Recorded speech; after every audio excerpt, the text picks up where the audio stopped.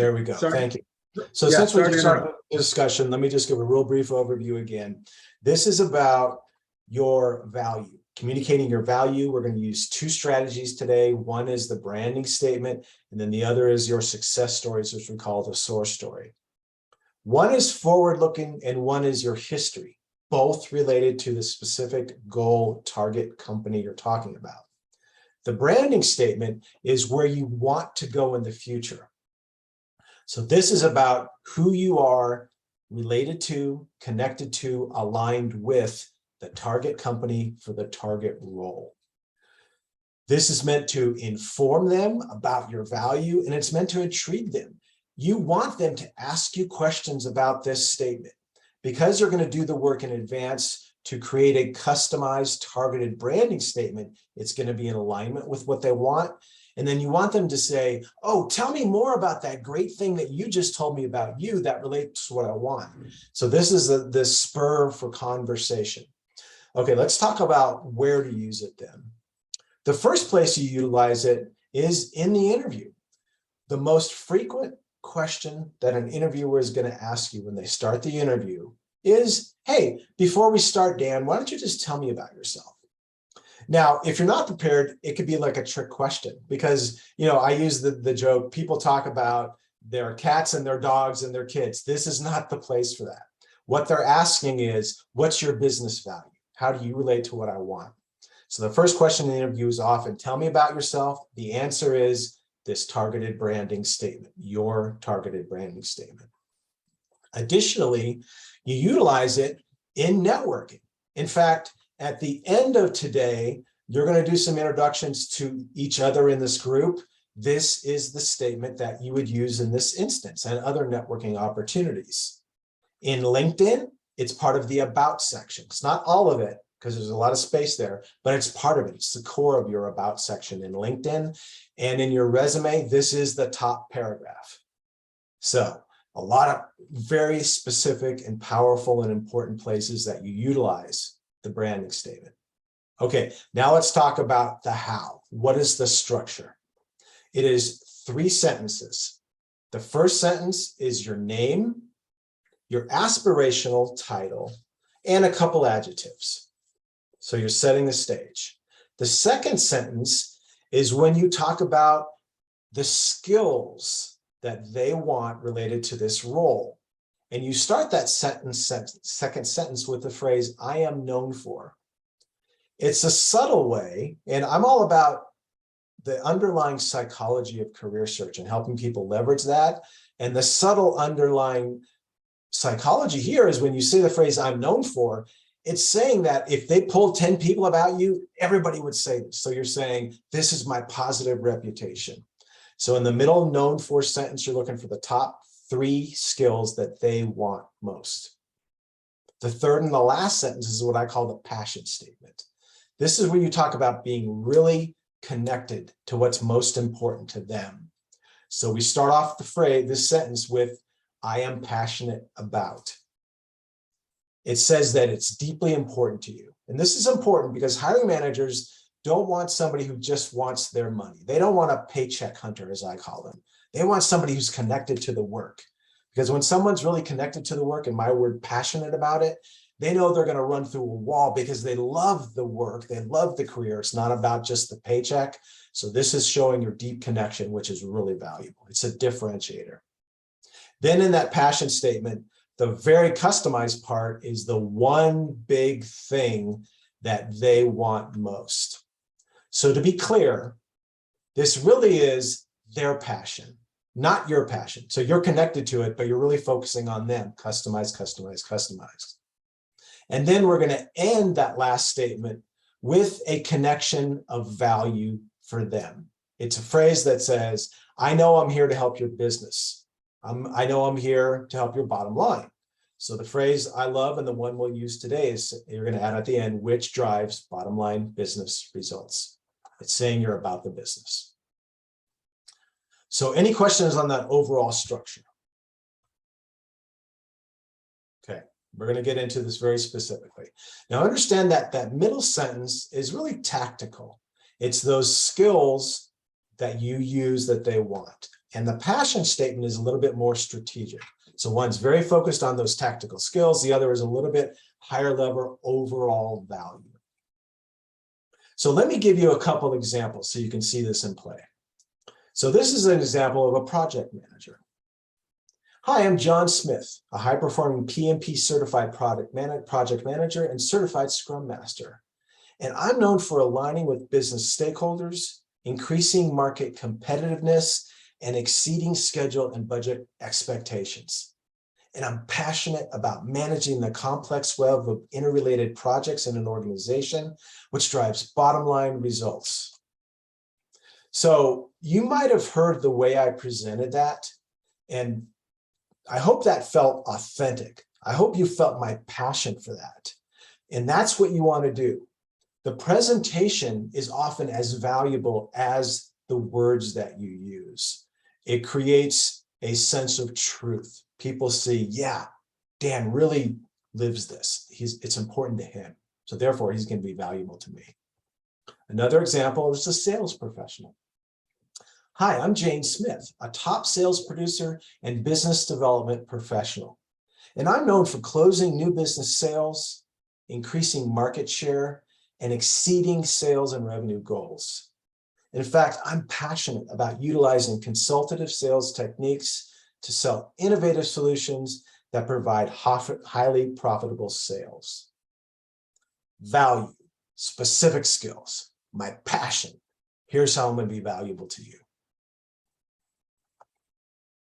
So let's get that overall structure again. Now, again, you're going to be doing this. So let's get this real clear. So it's going to be 3 sentences. The first sentence is going to be your target title. So if you have multiple titles that you're targeting, today pick one. So today pick that target title, and then we'll talk about how you can add a couple adjectives to that in that first sentence. The second sentence is going to be your top 3 skills, meaning related to this job, here's the top 3 skills that the company wants you to have for that role. And then the summary, the sentence, a passion statement, this is going to be that one big thing. It's that strategic value that you deliver in this role. Okay, so here's where you're going to be on. So now we're going to start doing this. So we're going to take this step by step. We're going to do it 1 sentence at a time. So the first sentence that you're going to work on is going to be that target title plus a couple of adjectives. So name, adjective, title with deep expertise in X. So let me give you an example, then I'll go back to it. So I am Jane Smith, a successful program management leader with deep expertise in driving operational efficiencies. So, So your name, hey, that's the easy part, right? Now an adjective. Today, use the adjective successful. So everybody just use this adjective successful. You just put that in front of your target title, a successful program management leader. And then you can use this transitional phrase with deep expertise. The reason I use expertise is because it talks about depth. It's both time and grade and the quality of the work that you do. Some people say experience. That could mean you sat in a chair for a long time. It doesn't talk about the value, it just talks about the time component. So deep expertise implies the time and the quality. And then in doing what you do, driving operational efficiencies, that's that big strategic value. So in a second, I'm going to give you a minute to create this first sentence, but let me pause and see what questions you have, because this is where we start getting value for you. So what questions do you have about this first sentence in the branding statement? I'm wondering if you have like a written out checklist of what you're saying, because it's going by pretty fast and I'm scribbling. So I'd like to have, okay. So thank you. And that's Rebecca?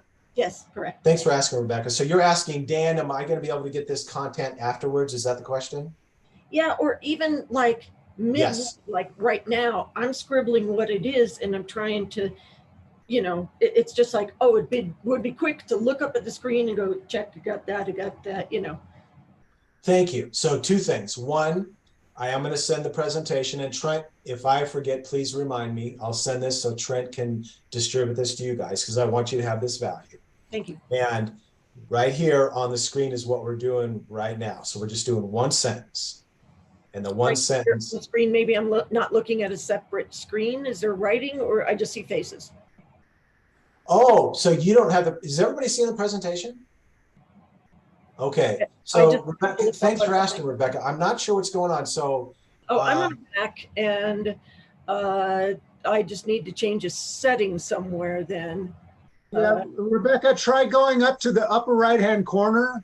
Yes. And do you see a little symbol that's got a block on the big block on the left with 3 dots? Do you see a view? Oh, do you see view?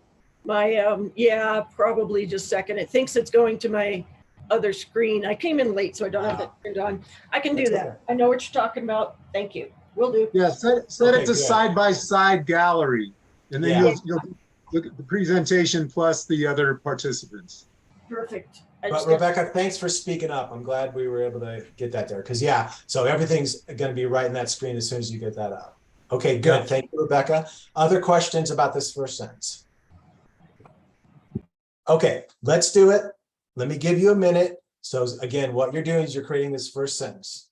Name, successful, target title with deep expertise in what that value is. Okay, go ahead and do that.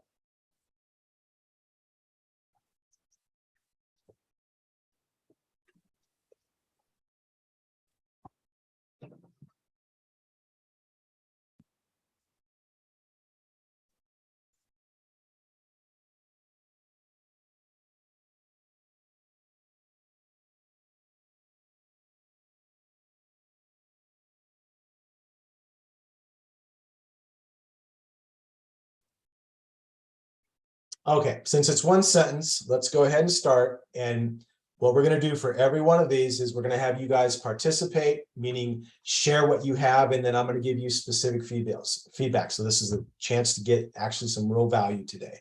So who would like to volunteer first to give us your first sentence of your branding statement? Yeah, I can start. Oh, go ahead.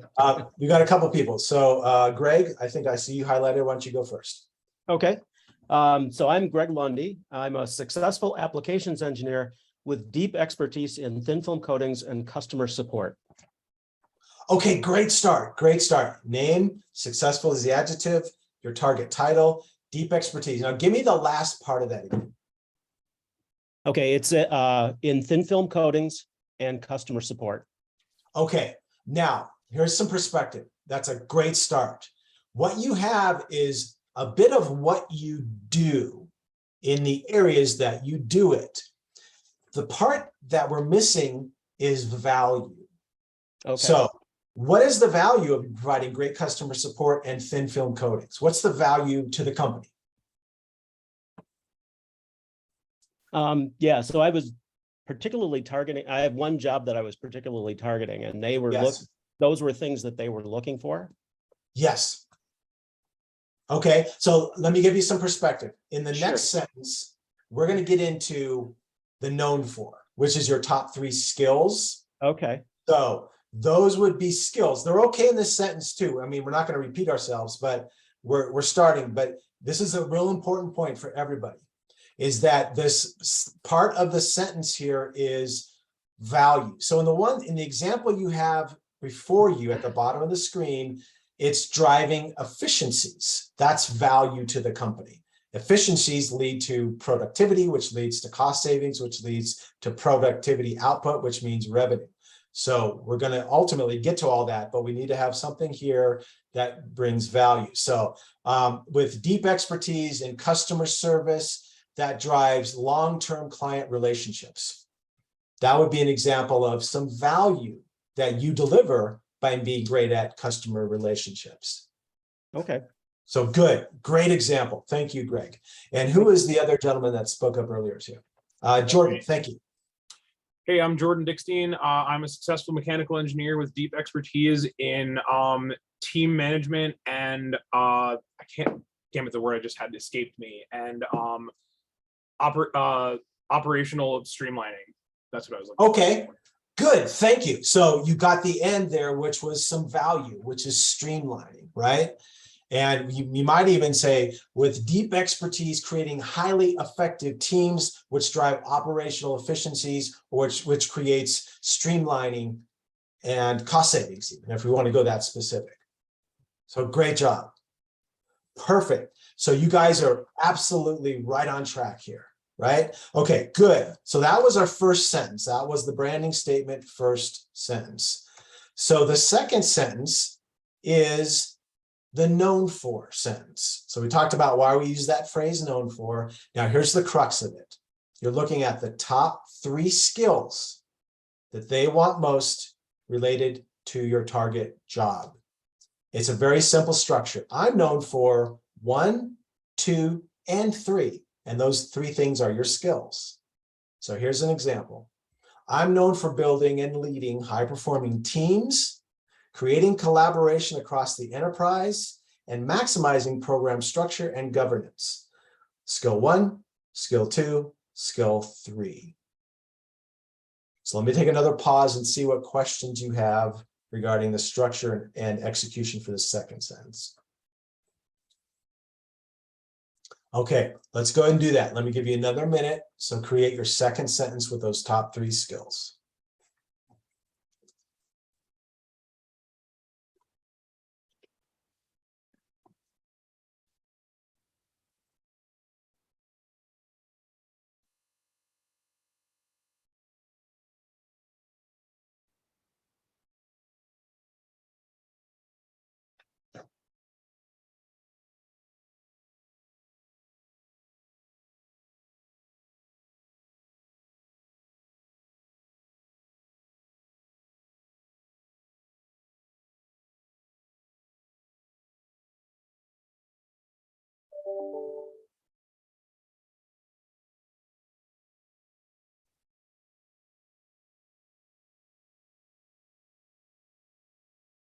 Okay, good. All right, so let's get to a volunteer. And again, we're going to work this together. Who wants to share their second sentence?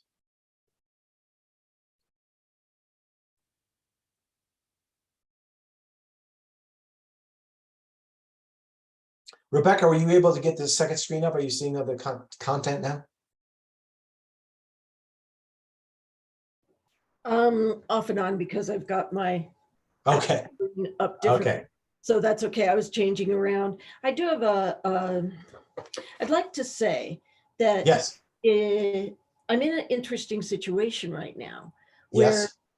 I have my own business. I'm working part-time, but I've actually even changed my outgoing message to say, I cannot take new clients at this time. Okay. I am also part-time helping my 83-year-old mother. Mm-hmm. Well, I'm not looking for full-time work. I'm Okay. more a gig worker. And what I kind of would like to do is just like, hey, you guys need to put in 50 or 20 computers overnight, something, I can do this, or I help you directly, executives, with your computers in your home and in your pocket. Because I go to one-on-ones at people's homes. I sit down with them is what I do, but that's not really something that I could join with some other company.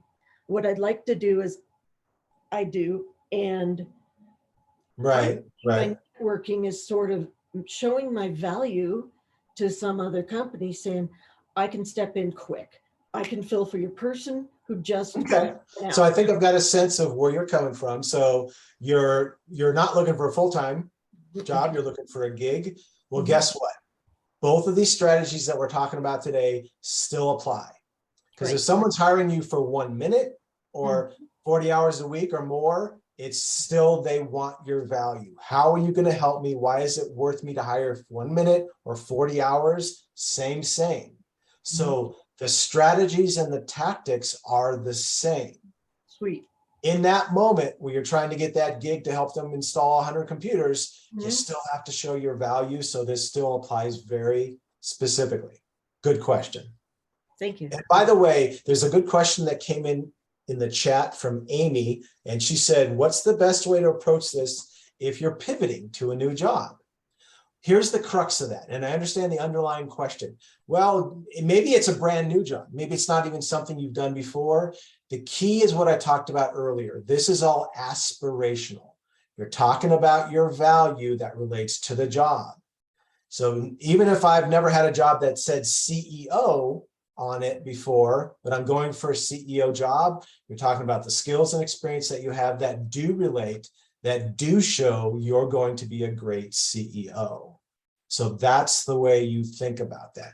So Amy, does that help contextually for that question?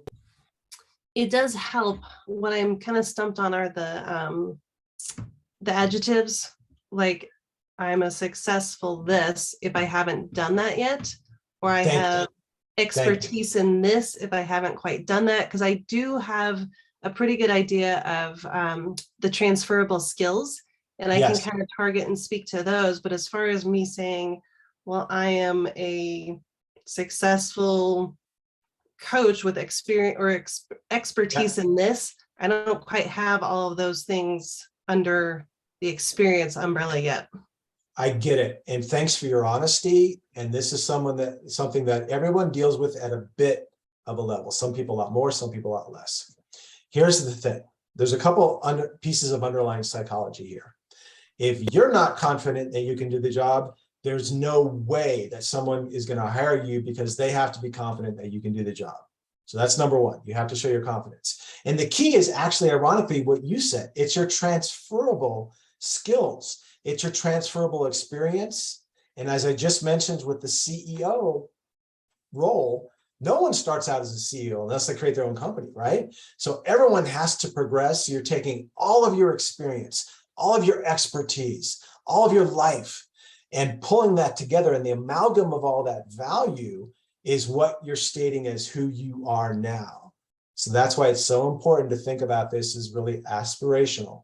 So you need to feel it as true, because if you're lying, they're going to pick that up. So you have to really do the work to say, yeah, these are my skills and here how it applies. So this is absolutely in alignment. And I am an awesome CEO because of my life experience, my work experience, my expertise, the way I've helped, the way I've created value. So really important question, Amy. Thank you for bringing that up. But part of this is learning to be confident in this, because that confidence comes across. So a couple great from Rebecca and Amy, big picture questions. Love that. Now let's come back and focus on the branding statement, which is the way you're going to communicate all this confidence that I keep talking about, right? And what we're now in is the second sentence. We're talking about the top 3 skills. So who has an example that we can help with here? Don't be shy, it's just us. Yeah, I can go. Thanks, Greg. So I'm known for my expertise in thin film coatings and developing positive customer relationships, helping the customers to decide what equipment they need, training them on how to use the equipment, and also helping them troubleshoot once they've purchased the equipment. Okay, a lot of good stuff there, a lot of good stuff. So the question as we think about how to optimize that is how much? So think about a branding statement as a bit of a 50,000-foot view of what you do, how you do it. We're not going to get real granular here. And the third part of your statement tends to walk towards getting a little bit too granular. It's not bad, absolutely, and it's not even wrong, and it could be perfect, but it gets a little bit granular. What we don't want to do is be repetitive, because we're looking for 3 distinct skills here, almost like 3 areas of skill. I've heard you say very specifically, thin film coating, customer service. What we got into in that third part was a little bit of description about customer service. So what we would do with you, Greg, is think, is there a third skill that when somebody's looking for the guy that you want to be, is there a third part of that role that is a bit distinct from those other 2? Does anything come to mind? Yeah, I'll have to think about that a little bit. Okay, good. Thank you. So that's a good way to think about that. So that, everyone, is that second sentence. So now that we've gone through that once, any questions on your specific example for that second sentence? Anybody else? Okay. So let's take a look now at the third sentence. This is the passion statement. This is the one that's more strategic. This is the overall value. It's kind of pulling it all together. Again, not your passion, but their passion, meaning the most important thing. So you're trying to think about the biggest value. Now that's important. We just did skills in the known for. Now we're doing value. So this is more the value you provide. What's the big value that they want delivered in the role that you're targeting about? So the sentence has a beginning and an end, and today we're going to use these exact words. So the beginning, it says, I am passionate about. So go ahead and write that down right now. I am passionate about. And the end is, which drives bottom line results. So go ahead and write that down. Which drives bottom line results.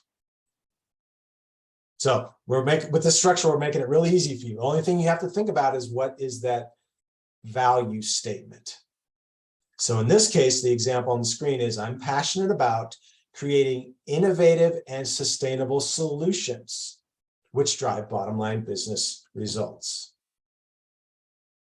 So what questions do you have about this last third sentence, which is the passion statement? Okay, good. Let's go ahead and take a minute. Please do that now, if you would, and create your passion statement.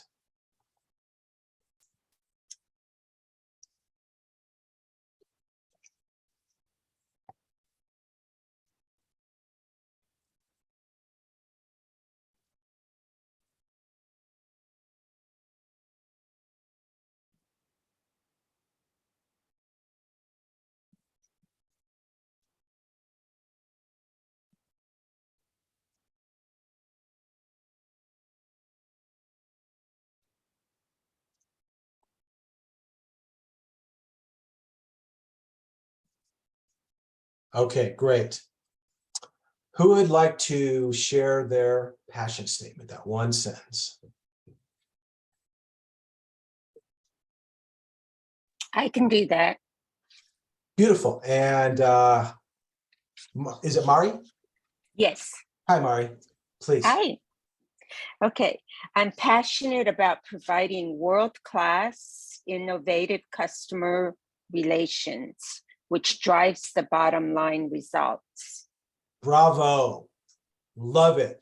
Guys, did you hear how confident she is and what great descriptive language she's using?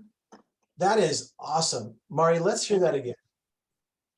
Say that again, please. Can you repeat that for us? It was so good. I want to hear it again. Oh. I am passionate about providing world-class, innovative customer relations, which drives bottom line results. Two powerful phrases: world-class, innovative. And then she hooked it to that value, which is customer relations, which says she's so good at what she does and she's the best in the world. And it's so innovative that the customers are going to be so thrilled, they're going to come back and buy billions of dollars of your product. That's awesome, right? That's what we're looking for there. Love that. Very, very good. Okay. By the way, Dan, I love the way you're doing this, because this is where all my mess was. It was all jumbled up in my brain. Wow. So this brings clarity. Thank you. Thank you very much. Thank you for that feedback, Mari. That's awesome. Wow, good stuff.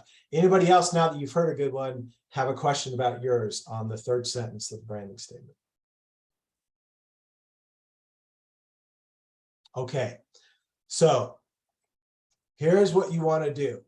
You want to create your branding statement for every single role that you're targeting.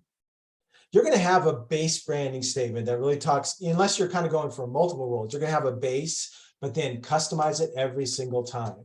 That's a huge key. So where do we use it? We use it when we're in the beginning of an interview. We use it in written form on the LinkedIn and on your resume. Use it when you're networking. This is the way that you start with confidence. So know your branding statement, memorize it so it can just roll off your tongue at any moment. This is powerful. It gives you confidence that helps you execute in all these different environments. All right, really, really good job. So now we're going to transition to the second and last strategy that we're going to work on today, which are your success stories. These are your SOAR stories, and I'll talk about what SOAR acronym means in a second. So these are your accomplishments. It's an important way to communicate in an interview because, as you guys probably know, companies use a style of interviewing called behavioral-based interviewing. They ask questions like, tell me about a time when. Now, you probably have heard this, but let me articulate why they do this. They know from a psychological and behavioral standpoint that the best predictor of what you're going to do for them in the future is what you've done in the past. So that's why they say, tell me a time when, give me an example of, and it will ring true for them. They know if you're trying to make something up, that you're going to catch that. So if you have a story that talks about what you've actually done, they go, it's true. Dan can do this. Here's a tangible example. It's concrete. I believe it. I want it. Dan, can I ask a question on that point? Does it matter? For 1 second. Let me just finish this thought, Trent, and I want to get to that. So it's important that you create these source stories in advance. This is part of your career search. You're going to create multiple success stories, multiple source stories. The way to think about this and start to categorize what you want to communicate in a SOAR success story is based on a core skill. So if one of your core skills is leadership, you're going to have a seminal, powerful story around leadership. If another one of your skill sets is customer service, you're going to have a powerful story that talks about customer service, and on and on and on. The more stories you have, the more confident you are when you get in an interview, because here's a key. You don't know what questions they're going to ask you. So the more success stories you have created and memorized at the level that you can do it, the better off you're going to be to execute in an interview. Okay, Trent, thank you. What is your question, my friend?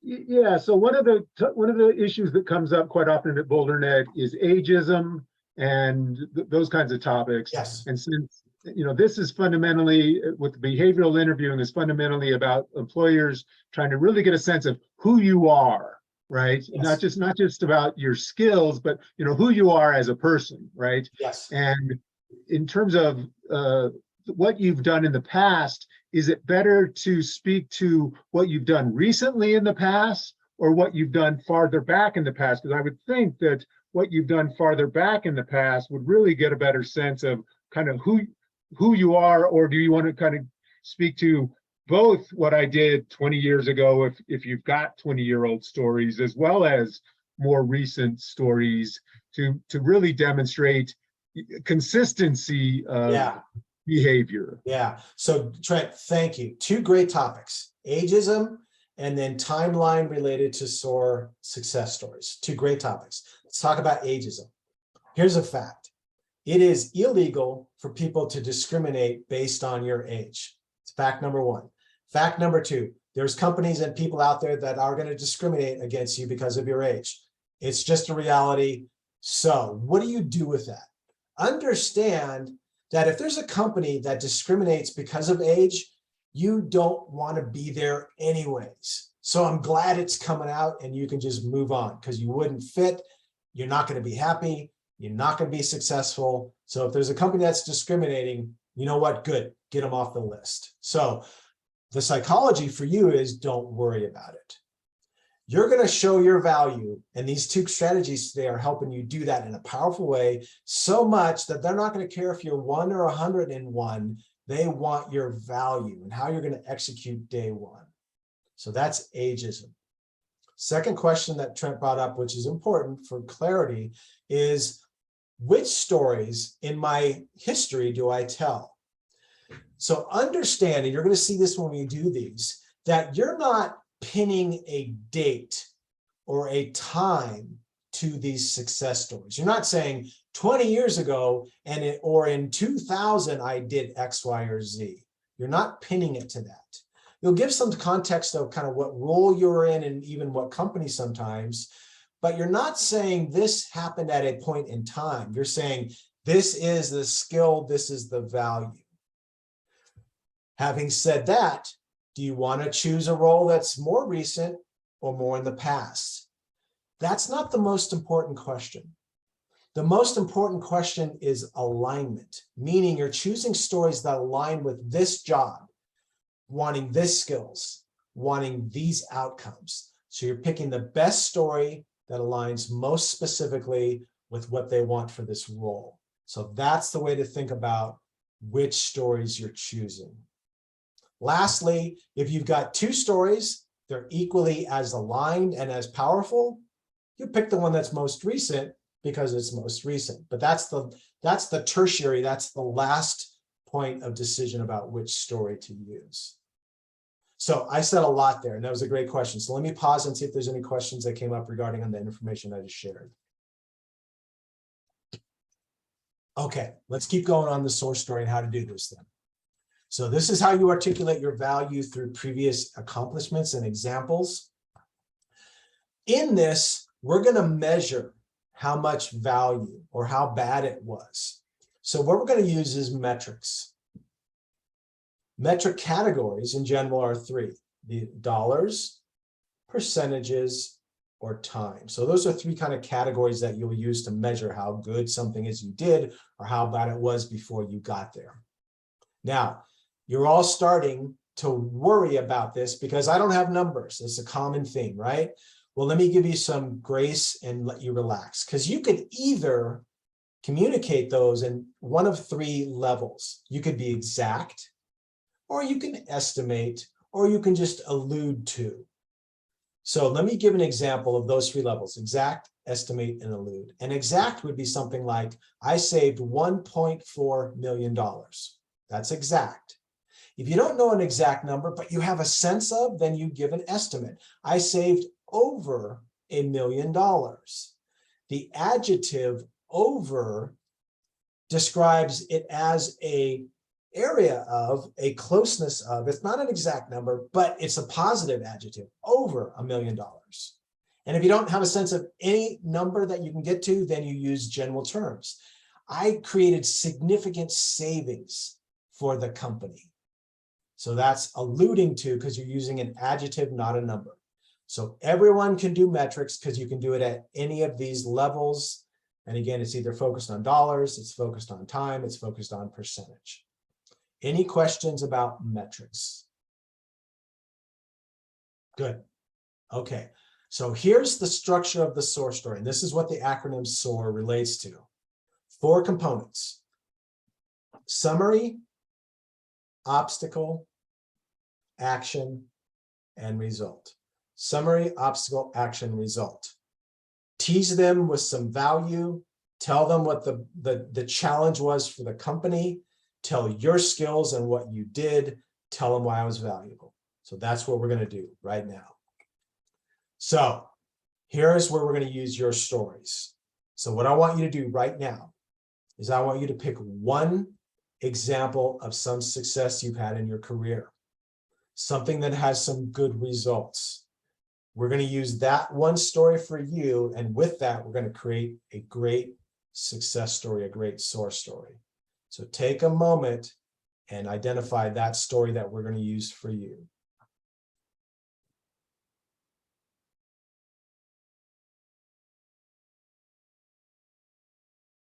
Okay, any questions about picking a story to use? Okay, let's get into it. So the first thing we'll do is we'll look at that summary section. And the summary it's really a brief overview. It's meant to intrigue them. It's wanting them to hear the rest of the story. So there's 3 components of this first part of the SOAR, of the situation. It's your title. It's the company at which you were during this example, then a very brief overview statement of your success, giving them some context, and you're teasing them with the success that you're going to deliver. What your title was at the time, where you were working, and then a highlight of your success. So there's a very specific formula. It's at the bottom of the screen. So this is cool. Go ahead and write the sentence out that you see in front of you with the blanks. When I was blank at blank, and put another blank here. I did blank, which greatly blank. A lot of blanks. Let me let you hear what this sounds like. When I was I created a winning strategy for X, which greatly increased results. So it's basically title, company, and what the value was. You're teasing them with what you did and connecting it to some value. So let's look at an example so you can see what this actually looks like. When I was the product manager at Acme Software, I created a winning strategy for product licensing that significantly increased revenue. What did you do?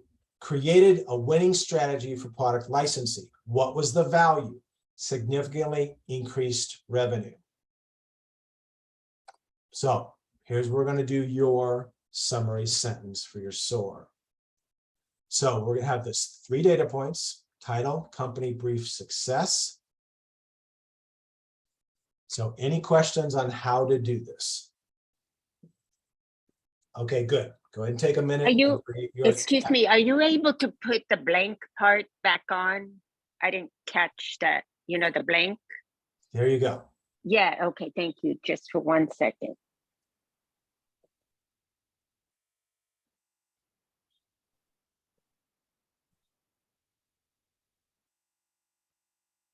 Okay. Okay, thank you. Okay, good. All right, everybody, create your summary sentence.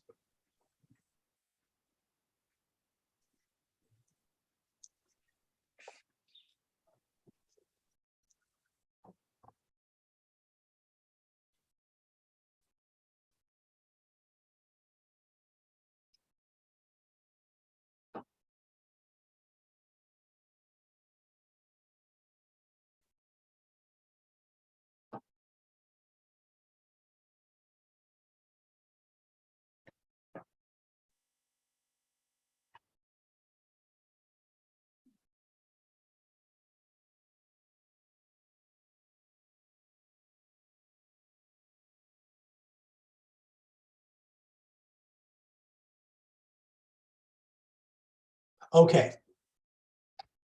Who would like to give an example of their summary statement? Love to have somebody that hasn't had a chance to share yet, because I want to be able to help everybody. Who'd like to share their summary sentence?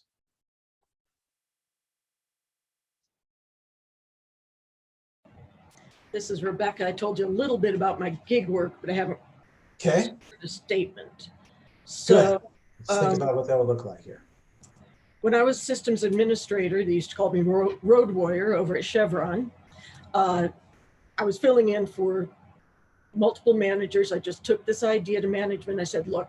Okay, let's pause. Let's Okay, pause. I'm going to jump in. Storytelling. So, good. Yeah, you picked it up, right? A little bit too much storytelling. Here's the context.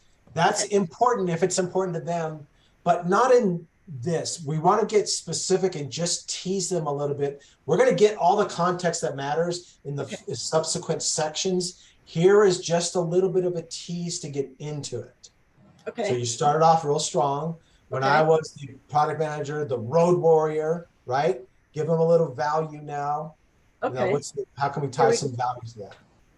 When I was land systems administrator, road warrior over at Chevron, I changed out 50 computers in 3 locations, which greatly improved this whole department before I gave it back to the existing people, improved the company, bottom line. Nice. Okay, you're on track. Absolutely. Good job, Rebecca. We're talking about context, title, company, what you did, and value. Very good. Interestingly enough, we got into a little more detail than we probably want in this introductory sentence. Okay. So Give it to me again. And as you go, I'll just say pause and I can help at specific points. So give that to me again. Terrific. I was the system administrator or road warrior. Okay, pause. Here's the part that I want to give some clarity to. Yes. My question, road warrior. Does that mean in your sysadmin role, you were always traveling to locations to do it? That meant that I was one of the specific people that they did have me travel, but basically they sometimes would be physical travel, sometimes not. They used me as a switch hitter because I could move into different positions, pick up real fast, and do some sort of covering and then give it Okay, back. here's a way that you could use some language that would be clear, concise, and powerful. When I was the system admin, they called me the road warrior because I had such agility to drop into specific situations and provide very specific value. Thank Boom, you. right there, right? So that's where we want everybody to think. How can I be concise but powerful? Because here's the thing. The hiring managers don't want to hear all the story. They don't care about 20 years of history, blah, blah, blah. They want to know the part that's valuable to them. So what we're always looking to do is to be concise and powerful. So great job, Rebecca. That's a great example of what a good opening sentence, the summary would be for a source story. Thank you. Anybody else that has a summary that they want to share that we can give feedback? Kathy, thank you. When I was a loan officer at Westpac, I structured a $500 million loan to UPS that enabled them to open up an insurance subsidiary by year end. And I did it in 5 days. Okay, great. Now here's something that's really good. We're going to use it differently, but something you did that's hard for people. You starting to add some metrics in there. Like here's the specific value and here's the measurement. You talked about dollars, you talked about timing. We're going to use that metrics, those metrics. We're going to use them, and I'm so happy you went there. We're going to put them in a subsequent section. Typically in the summary, we're not using metrics as much, but I love that you went there. So save that. We're going to use it when we get to probably the next section. Now, was that value that you talked about, was it for your company, the financial institution, or was it for the customer? It was, sorry about my clock. It was for both. It was we made a lot of money. The bank made a lot of money on this huge loan. Okay, so here's the thing, and I'm glad you brought this up because this is a good teaching point for everybody. What you're focusing on in your success stories is mostly, the focus is the value that you delivered for your company.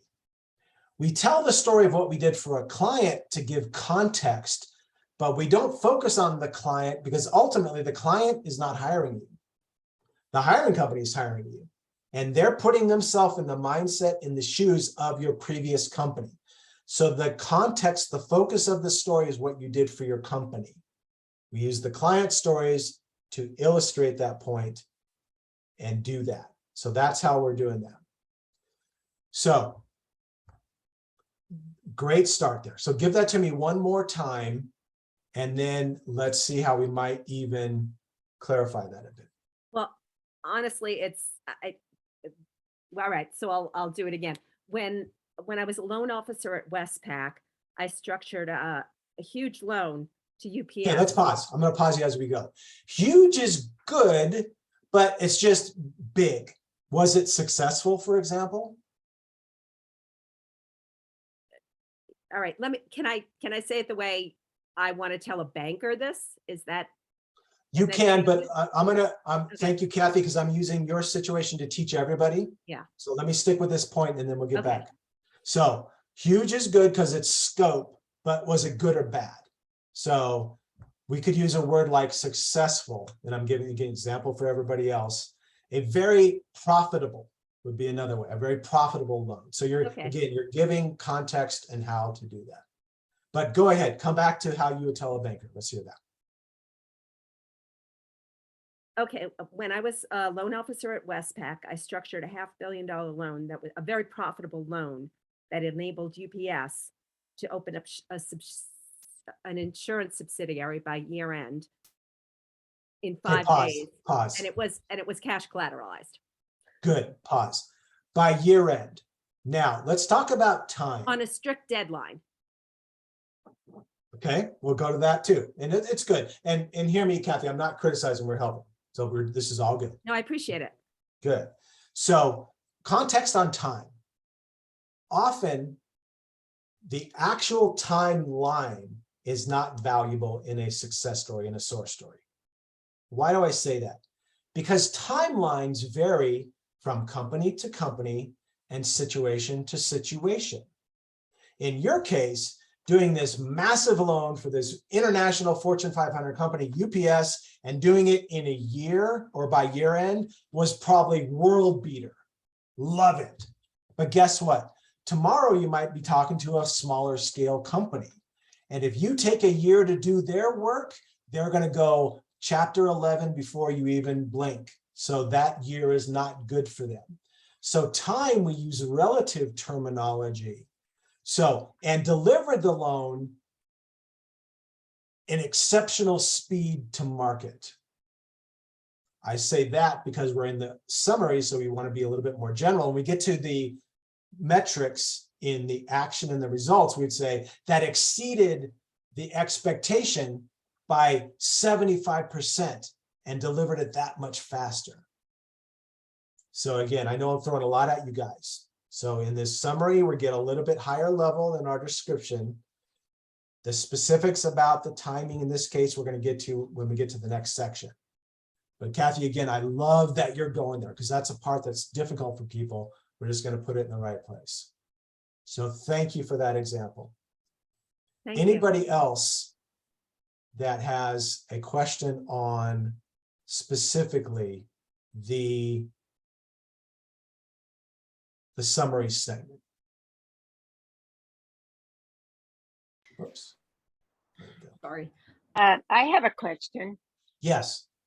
Okay, so when you did something to continue funding like a government entity, you know, Yes. in this case, how would you describe that as, you know, what I'm trying to say is, I did A, B, and C, which allowed the government to continue funding this particular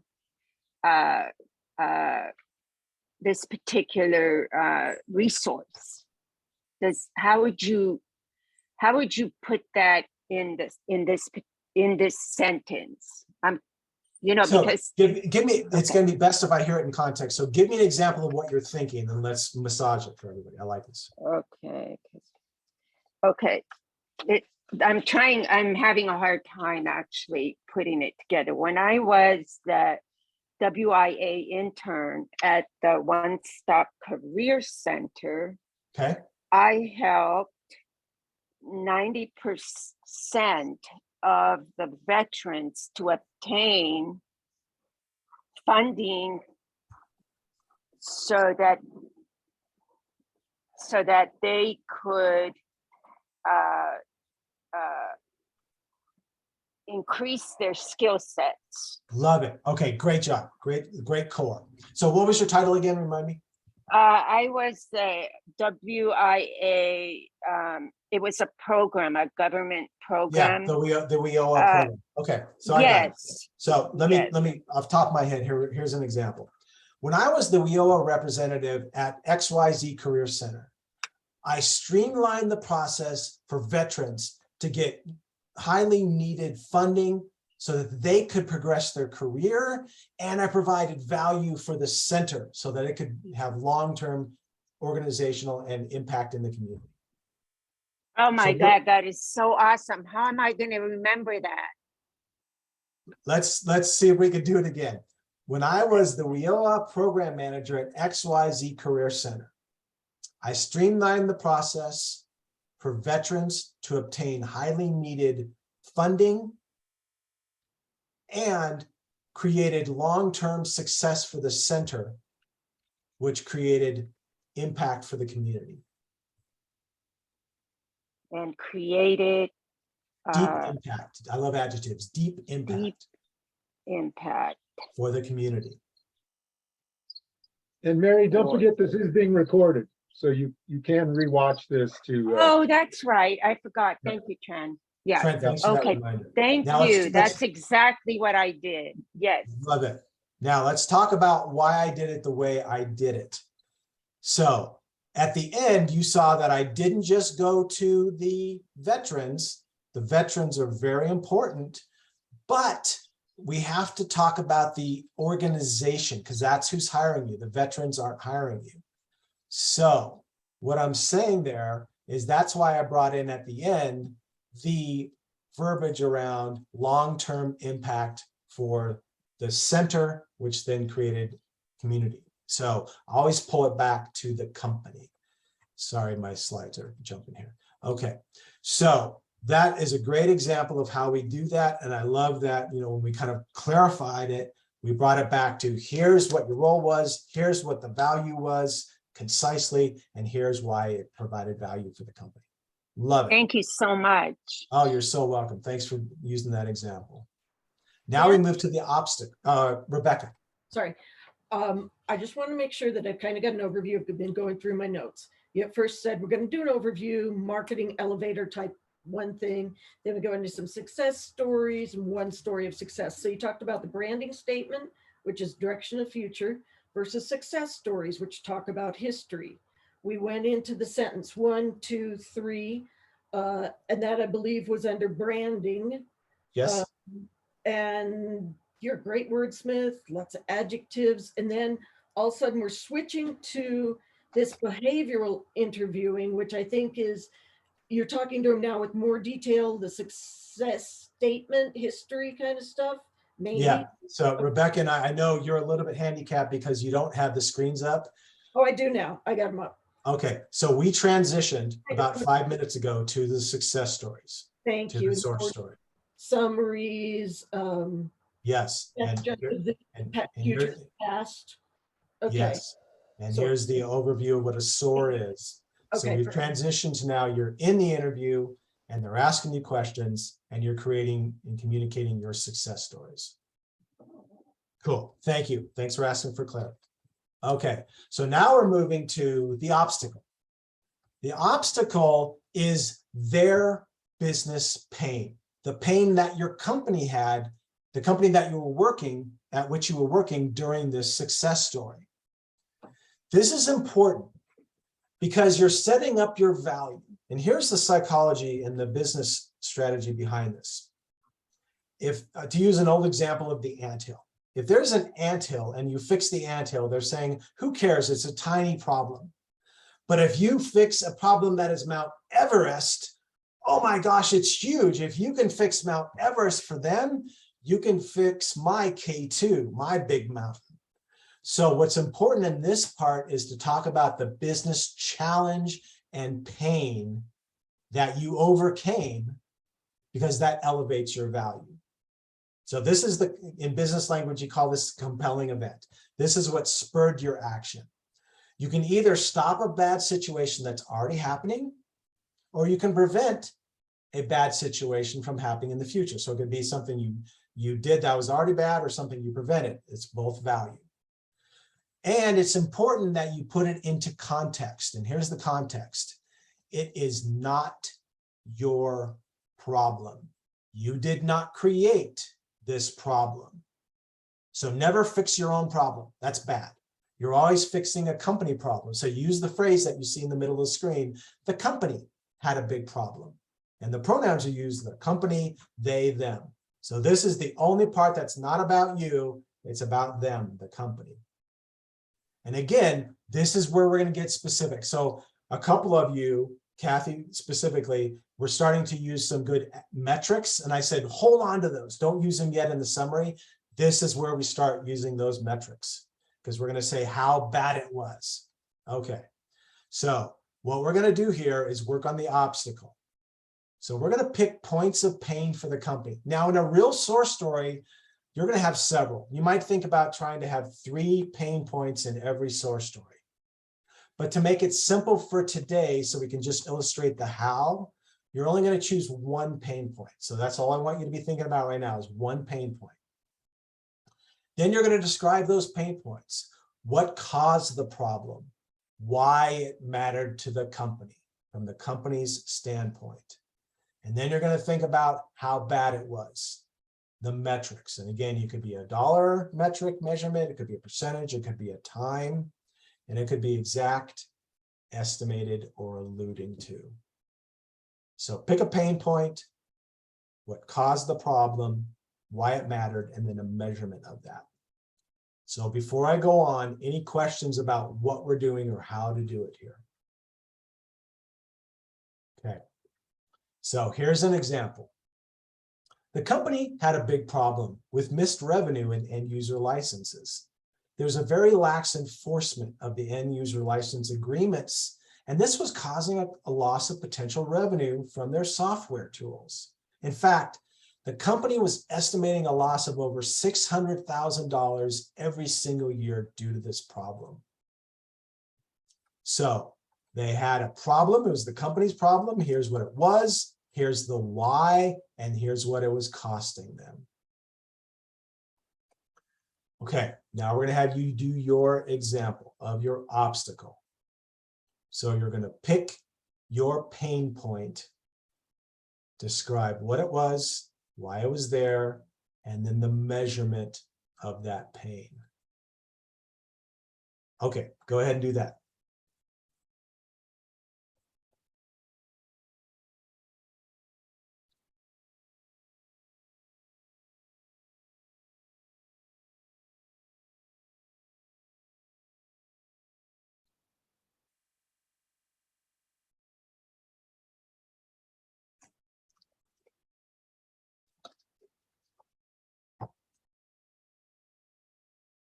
Okay, who would like to give their example of an obstacle?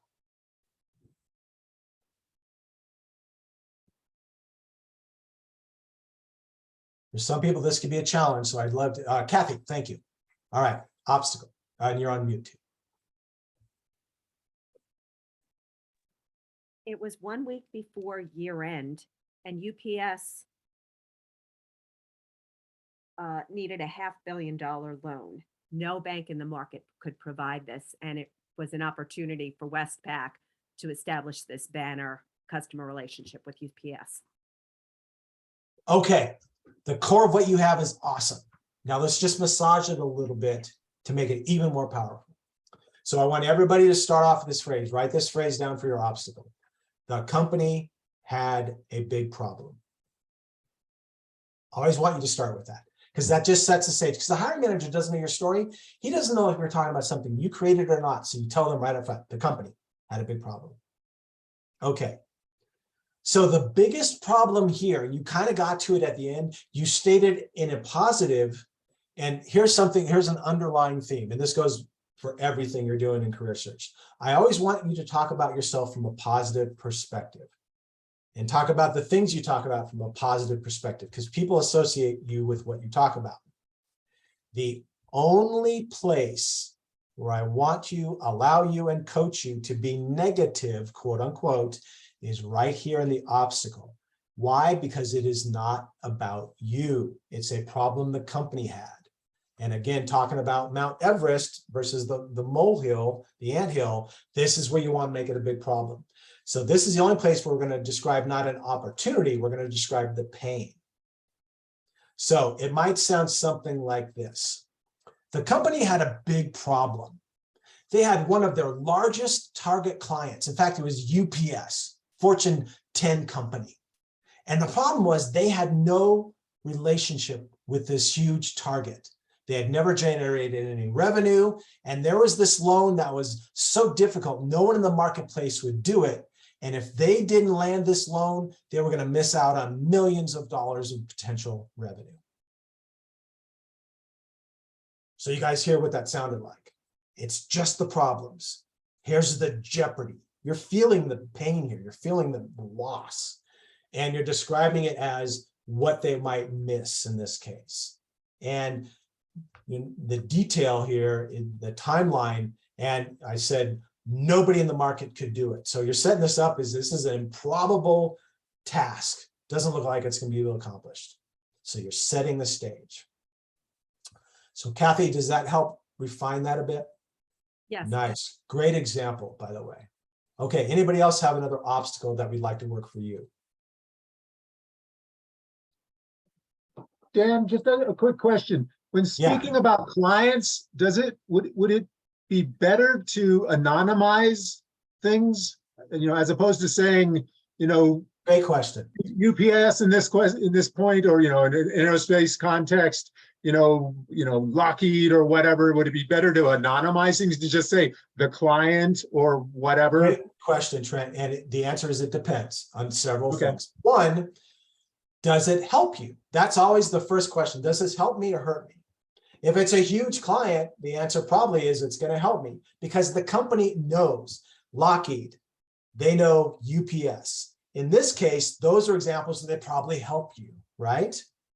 So when would it not be good to talk to a company? Well, on the opposite end of that scale, if it's Acme company and nobody knows who the heck that is, then you say a huge financial client, you anonymize it, like you said. When additionally, would you not want to do it? If there's something sensitive about it, meaning either that the company has some kind of bad reputation, and the company was Enron, and oh my gosh, everybody thinks of Enron and the huge blah, blah, blah, then you wouldn't want to say, because it's going to take them off point and just start thinking about bad stuff.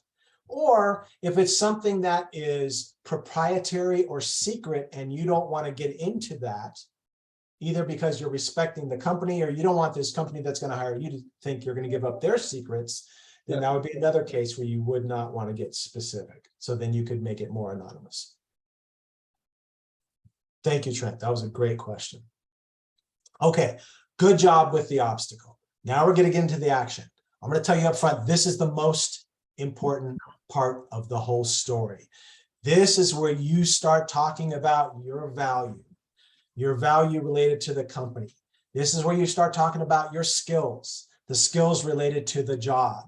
This is the point of the source story. Everything around it is meant to bring us to this point where you say, here are my great skills, here's how I execute with them, and then later you're going to tell your value. So these are specific actions that you took to fix the bad stuff. You're going to use ownership language here. You're going to say, I did, if you were the person doing it.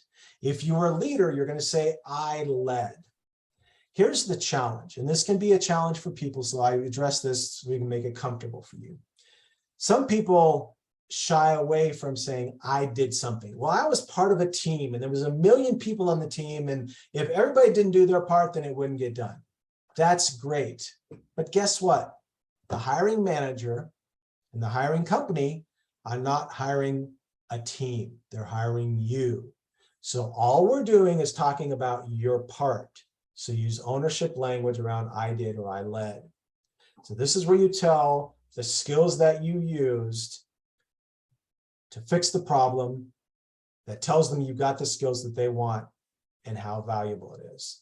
So in a real source story, focus on getting about 3 key skills in there. Today, we're going to make it simple for the explanation. For the example, we're going to choose 1 skill.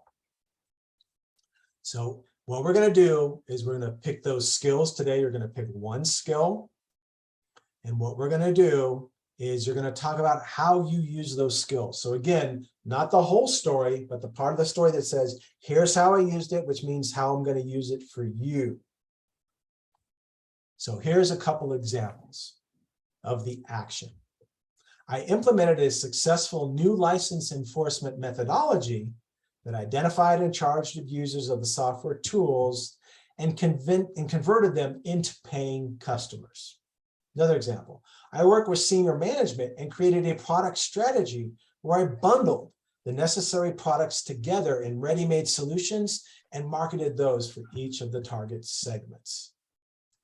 What you did, how you did it, the value that you created. That's what we're looking for.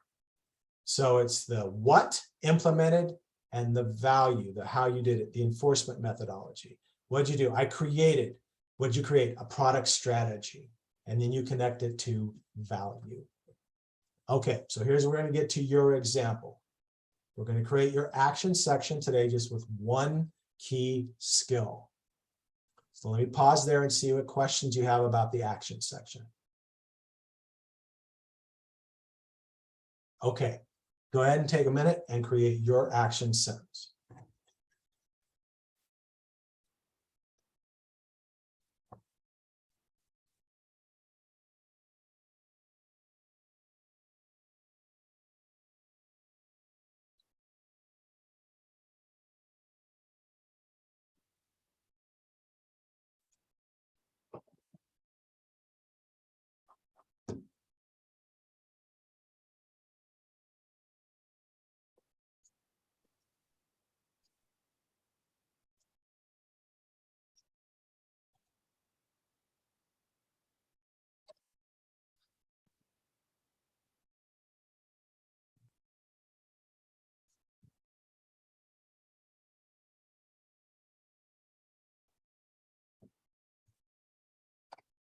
Okay, who has an example that we can use to teach from?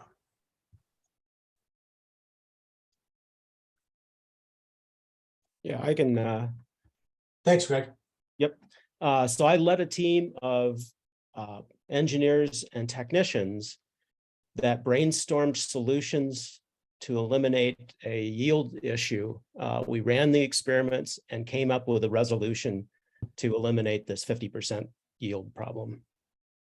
Okay, great start.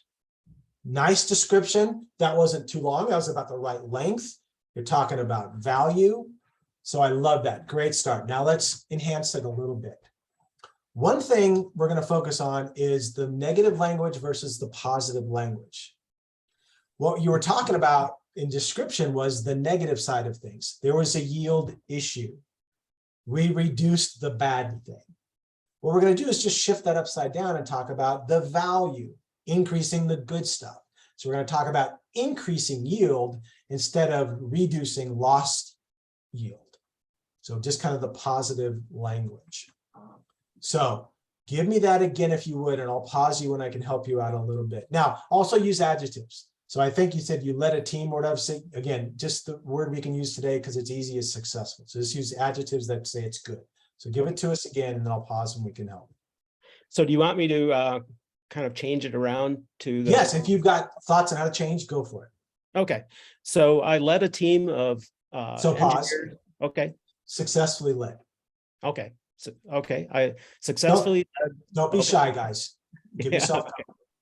I successfully led a team of engineers and technicians that brainstormed experiments to run. We ran. Pause. Okay. Pause. I know that part of the role here, the brainstorming, is talking about creativity, it's agility, but it's kind of the first leg of the stool. It's step one. You think about something, you do it, and you create value. I always want you guys to tend to get to what you did and the value. Don't just talk about the brainstorming. If the brainstorming is important, say you could say, we identified and created solutions. So it's not just the brainstorming, you actually came up with them and you did them. So you're kind of moving down to the road of here's the actual value, but good, keep going. Okay. We came up with solutions to the issue and... Okay, pause. Issues and negative word. How can we put that in the positive? So just turn it upside down. Created solutions that streamlined, something like that. Okay. We created solutions to improve the yield. Not say to, say which, meaning you did it. This is an actual story. Okay. Which improved the yield to above 95%. Oh, beautiful, beautiful. I'd even add another edge, which significantly increased yields to over 95%. Okay. Love that. Now we would say, how's the metric? 95%. Well, on a scale of 1 to 100, that's an A. So that number is actually good. Sometimes you do something that's big, but if it's measured on a 1 to 100 scale, isn't bad. So let's say yield was at 1% and you got it up to 10%. What you would not want to do is say, I increased yield to 10%, because company goes, that's an F- on my scale. So what you would say is, I increased yield tenfold, a 1000% increase. Absolutely true, but you're using the number that really shows the value and describes it in a way they go, oh my gosh, I would love a tenfold increase. The last thing is, dollars always make sense, have great impact. So last thing, Greg, and I just asked you to think about this, is could you put a number, a dollar around that yield increase that went up to 95%, either in terms of savings or in revenue ultimately? So for everybody, always be thinking about that, kind of the bottom line. Great job, great job. Okay, now we get to the last part.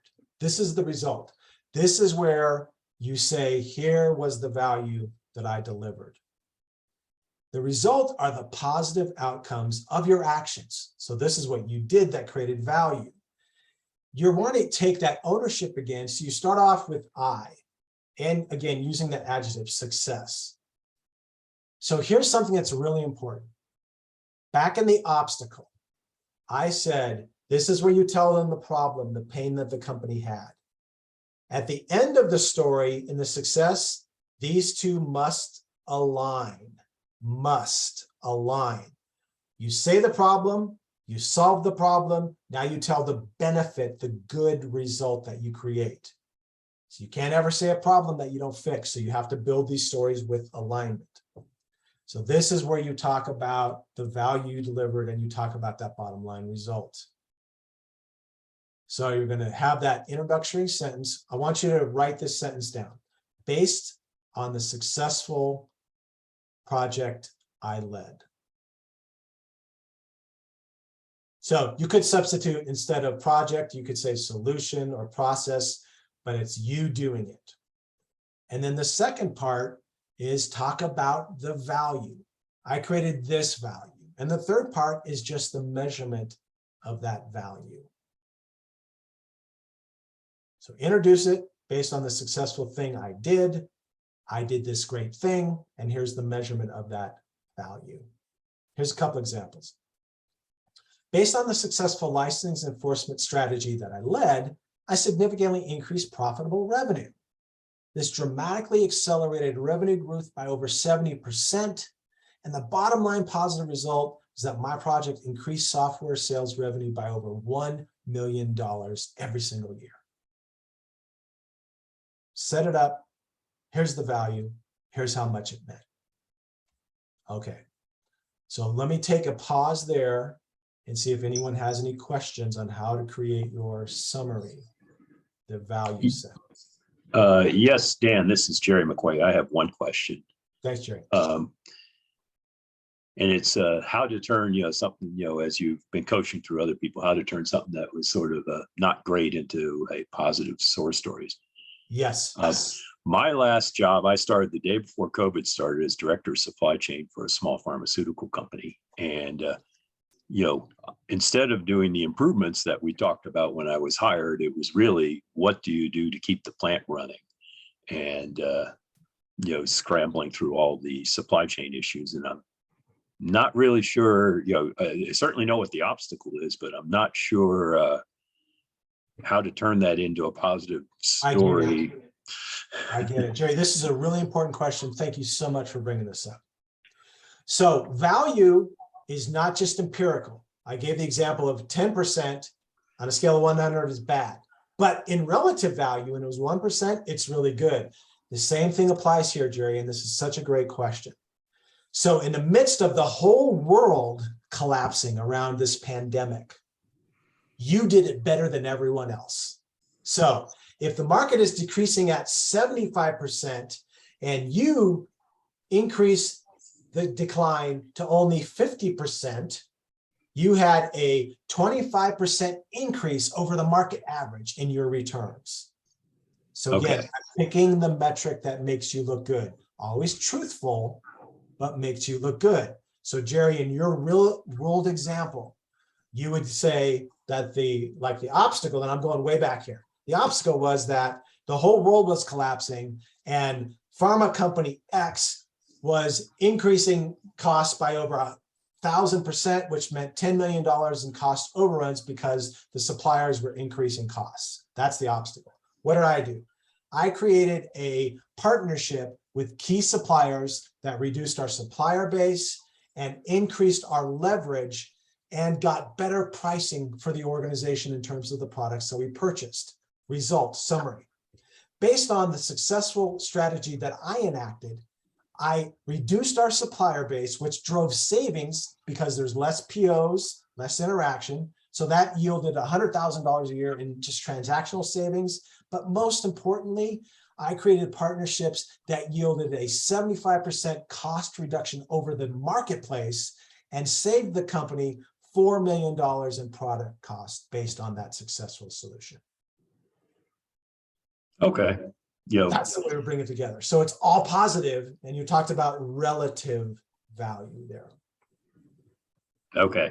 That's, yeah, I was facing with something a lot more, thing is, do I have enough raw materials to keep the plant running? But it's certainly, but I get where you're going, and it'll give me something to work on. Got it. So I'm gonna kind of ad lib as I go here. So when I was the procurement vice president for pharma company X, I created a very successful strategy of supply chain organization, which yielded savings and operational optimization for the company.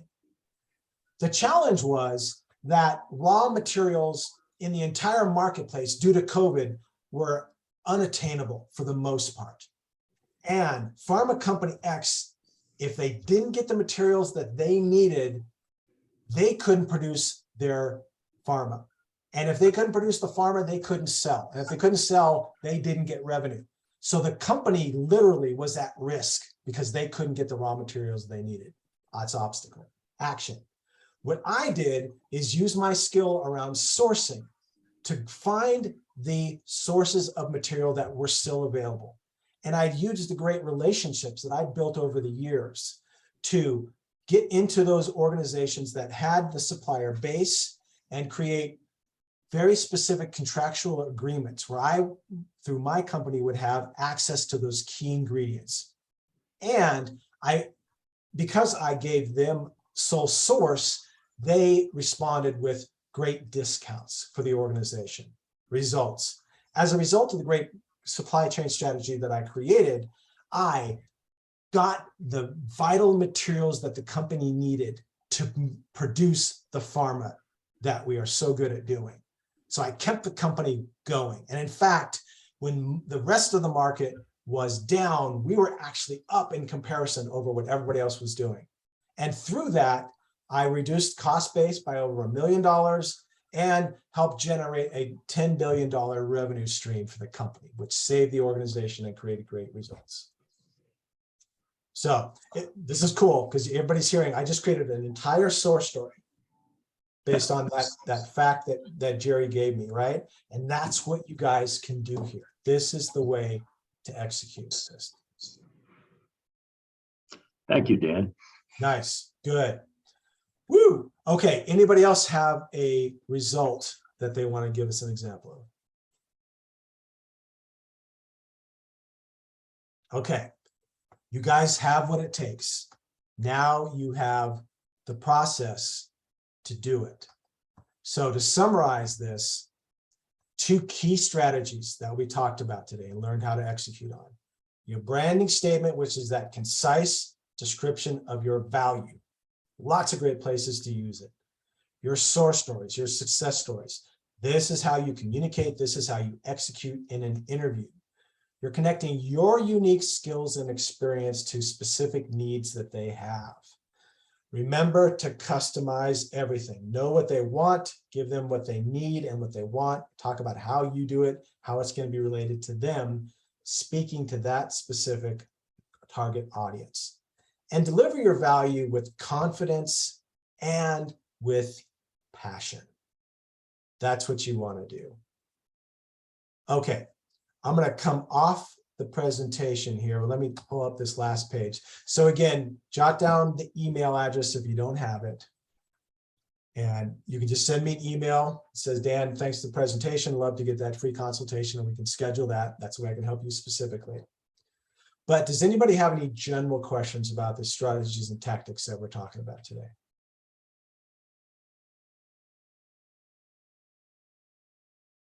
Was this helpful? Yes, very. This is Rebecca again. I think I heard some other people too.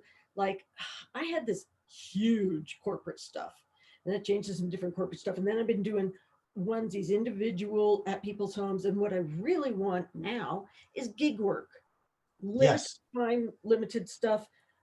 How do I bring this down? You need to customize. Like we've talked about, you need to think about, in this gig job, what do they need? So you take, and if you're, remember, know your audience. If this is an audience of one, you're not going to say I was working for a Fortune 10 company that had $25 billion in sales, because they're going to go, you're too big for me. So you just talk about the transferable skills that were part of that big job that applies to this small gig. So it's about customizing, knowing the core of what you do, the core of your value, and then communicating in a way that they see that relative value. Thank you. You're welcome.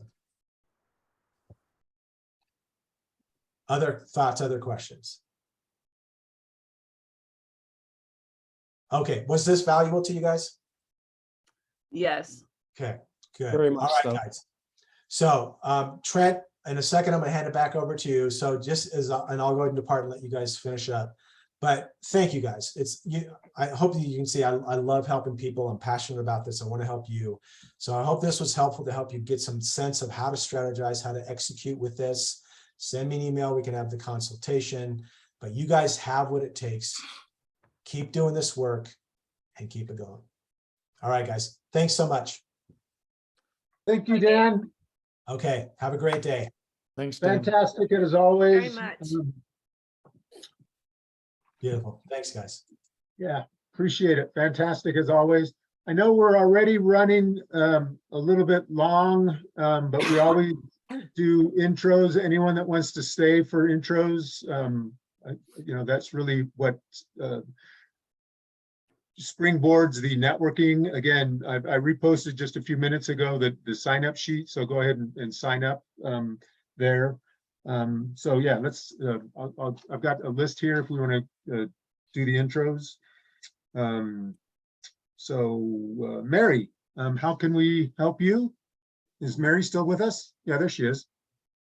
So again, let's, you know, given the time, you know, keep your intro as brief as possible. Just if you have target questions or just how, you know, maybe 30 minutes, excuse me, 30 seconds. But yeah, just quickly how folks can help you and what kind of work you're looking for, and yeah, how folks can help you. Hi, I'm Mary, and I'm in the customer service representative. And I just, this whole thing that we just went through was, I need to put it all together. And that is the best help I've gotten in like almost a year of looking for a new job. And I've been doing gig work. So until I find that job that resonates with me. But for now, this was extremely helpful, Dan. And thank you, Trent, for having him, because like I said, I've been on a lot of different, you know, doing a lot of different work, but this is bringing it all together. So I need to work on this. Thank you. Okay, you're very, very welcome. Greg, is Greg Lundy still with us? I think he may have clocked out. Okay. Jerry McQuay, good morning, and how can we be of help to you? I'm Jerry McQuay. As you gathered from the source story question, I'm looking for director level positions in supply chain, you know, in the life sciences or pharma industry. And I am open to gig work or contract assignments as well. Jerry, you're familiar with Fiverr and Upwork, given that you're looking for gig stuff? Thanks for the reminder. I hadn't gone and looked there recently, but I'll have to do that. Thanks, Trent. Okay, you're very, very welcome. Greg Lundy, Chris Jensen, are you still with us? No, okay. Hari, good morning. Yeah, there you are. Hi, I'll keep it really short. So I'm still looking for that perfect fit, being a part of a team. I've been freelancing, which is great, and kind of working on my own business. And yeah, so looking for purpose-driven companies. Certified B corporations are a good place to start. And if anyone has contacts in Vermilion and Waldenheide here in Boulder, that would be amazing. I'd love to be connected with them. Otherwise, I also just recommend everybody focus on their networking, because that really is the way to get that perfect fit. Absolutely. Beautiful. Any quick thoughts for Hari? Well, Hari, I'm not familiar with those two companies, but of course, I'd recommend going to LinkedIn, look them up, and see who you're connected with, that's connected with those companies, and reach out. Thank you, Don. That's always a really good reminder. Appreciate it. And yeah, just speaking to the power of LinkedIn, just yesterday, I do a lot of volunteer work in the agriculture field. Anyway, literally yesterday, a colleague that I was working with 22 years ago, who's now in India, I reached out to him to make a connection between the folks I'm volunteering with, to connect her with an organization in India. So it's, literally 20-year-old connections, cross-continent connections can be made with LinkedIn. So yeah, LinkedIn That's is incredibly amazing. powerful for making connections. So yeah. Absolutely. That's Harry, are you open to working from where you are in your home? Yeah, actually, that's what I'm currently doing. Okay, so connect with this guy. His name is Michael Sini. Can you spell his last name? Yes, it's S-E-N-E. Thank you. And tell him that his mom said that I might be a good fit for something that he has going. He's doing some big stuff. Okay, sounds great. Yeah. Would I be Good able to luck. find him on LinkedIn? Correct. Okay, Yes. perfect. Awesome. Yeah. Thank you so much, Good Mary. luck. I'll check that You're out. welcome. Good luck with that. I think Thank you you. would make such a good fit for something.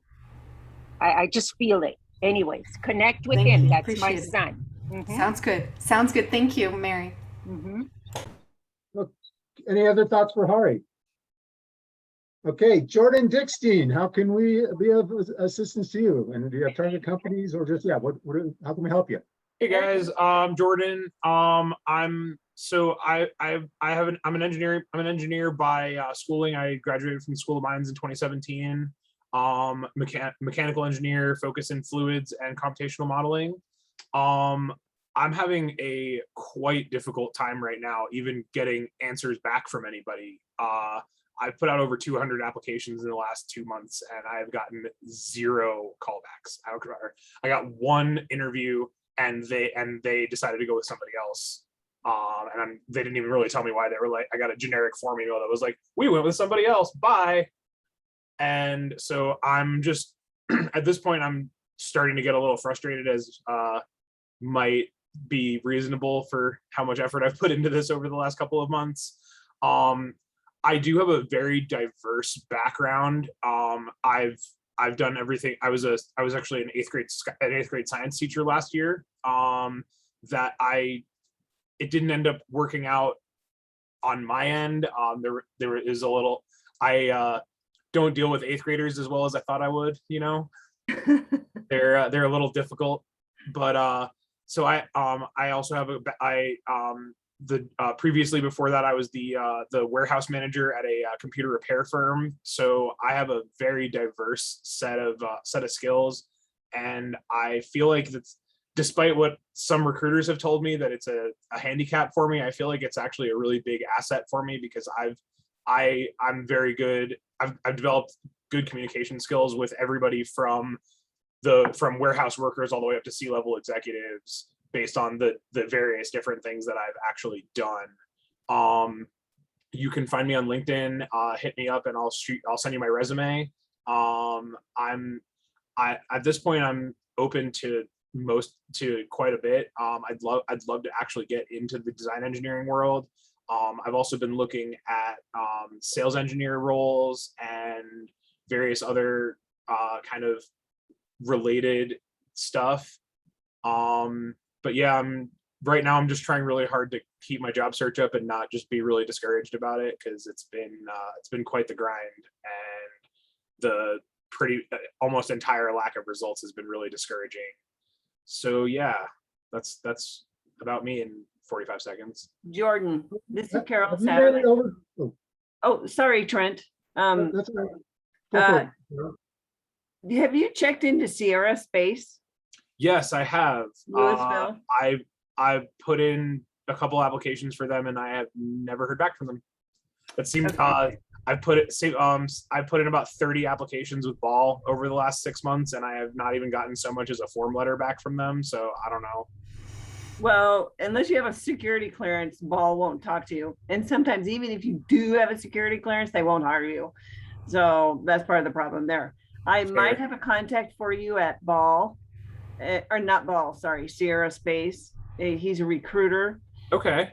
now, and I believe he's still working there. So I wrote down your name. I'll look for you on LinkedIn and I'll send you his name and try to introduce you, because they are looking for so many engineers. I cannot believe there isn't something that you can't do there.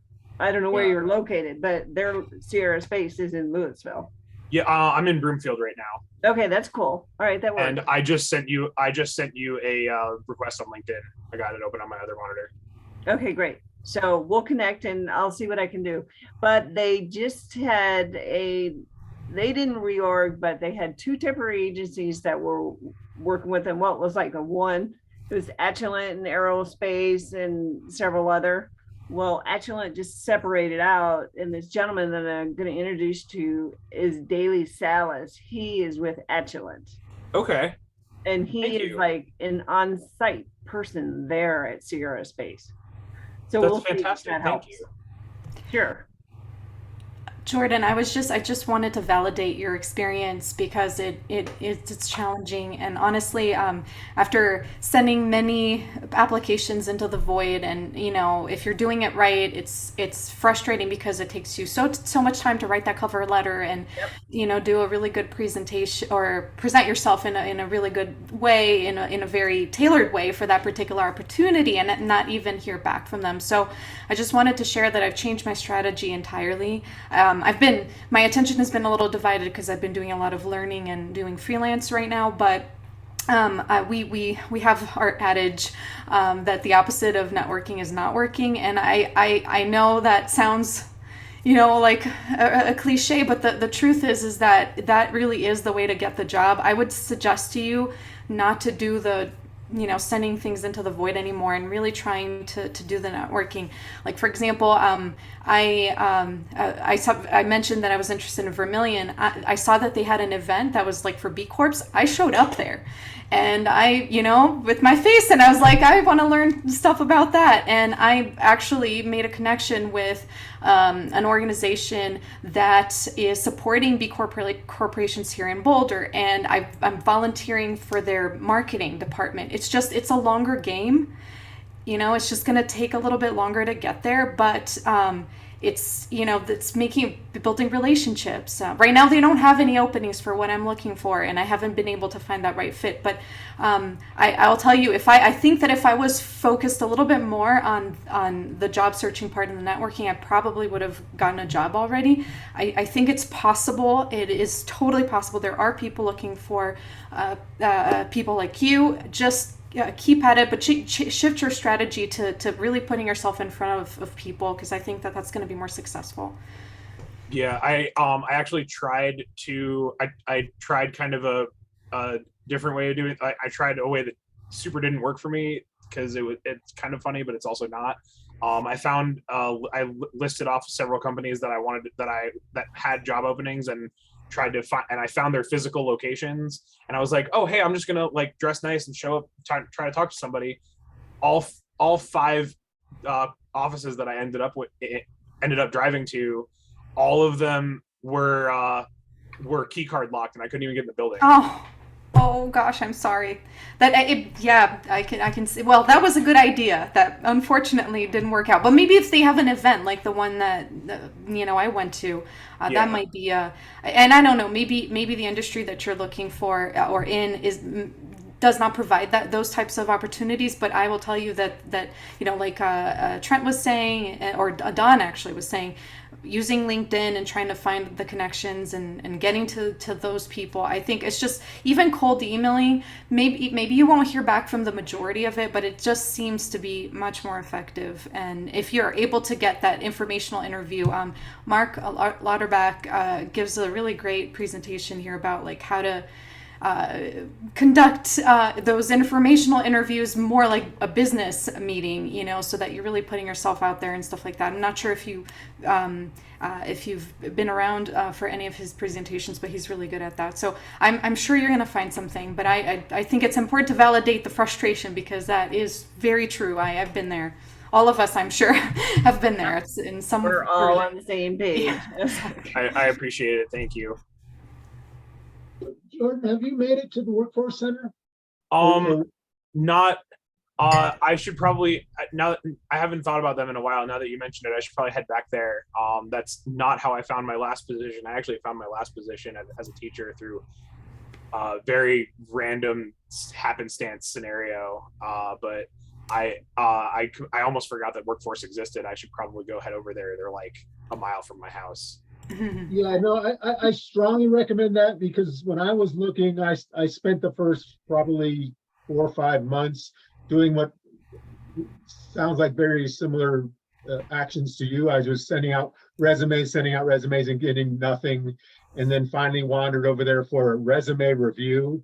And, Deb Blankenship very kindly told me, I can see from your resume, you've got a lot of really great skills, but I can also tell from your resume why you're not getting any response. And, very, very kindly, but, Yeah. And bottom line is, having great skills to do work, the skills for doing work are not the same as the skills for finding work. I've noticed. And what they'll teach you, what they'll provide you with is the skills for finding work, right? And it's a different skill set, right? And certainly what Hari was saying, networking is really probably, if you think back on how you found your previous jobs, I know certainly in my experience, pretty much every job I've ever had in my life was because someone knew me, right? And so that's probably how you will find your next job, is by really doing your networking. So coming here today is a great step, and going to other networking groups. I mean, Hari was talking about Mark Lauterbach. He runs Long's Peak Net. So if you haven't made it there, and although they may be in a pause right now, but anyway, going to the other networking groups, I highly recommend that. But yeah, definitely hit up the Workforce Center, because they have really spectacular workshops on resume, on networking, on refining your LinkedIn profile. If you haven't, if you don't have a LinkedIn profile or haven't polished that, they have great workshops on that. The other thing you might look at is Innosphere. They can probably, they're a business incubator organization, and you can do some really great networking there, and someone with a wide range of skill set like yourself. Undoubtedly there are people that would be interested in talking with you, so that's a great way to connect with folks. So fantastic, thank you. Yeah, any other thoughts for Jordan? Okay, Rebecca, how else can we be of assistance to you? Well, I'd really just like to have and find teams of people like me, which there's got to be thousands of geeks around here. I used to go to the Boulder Startup Week. I've been in a lot of classes I love. That's where I get a lot of my stuff, and especially because people want a geek who will come to their home and help them with stuff. But I also need help. I want to, I miss being team part of. So while I'm, you too. Totally. Yeah, it's like, great. I'm glad that I've got these marketable skills. Fantastic. But also, had physical problems. I got stuff with my mom going on. I feel like I can't make commitments. That, it's kind of a mess, and this may not be my life to be doing this.